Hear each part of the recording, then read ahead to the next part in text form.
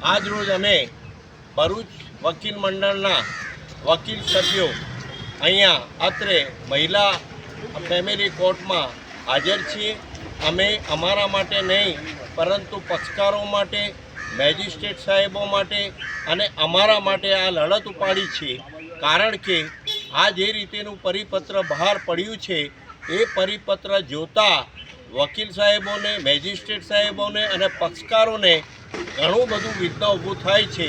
તાત્કાલિક કોઈ પણ અરજી ટાઈપ થઈ શકતી નથી, તાત્કાલિક કોર્ટમાં રજૂ થઈ શકતી નથી અને એના માટે ટાઈપ કરાવવા માટે બહાર જવું, બહાર ટાઈપ કરીને લાવીને કોર્ટમાં રજૂ કરવું, તેમાં 10-10, 15-20 મિનિટ બગડે અને તેમાં આખો દિવસ જે કોર્ટનો સમય હોય છે એ સમયગાળા દરમિયાન કેસો ચલાવવાની જગ્યાએ જો વકીલો અરજીઓ ટાઈપો કરાવવા માટે બહાર જશે તો પક્ષકારોને ન્યાય પણ અપાવી શકશે નહીં, મેજિસ્ટ્રેટ સાહેબો પણ આગળ કાર્યવાહી કરી શકશે નહીં અને તેને લીધે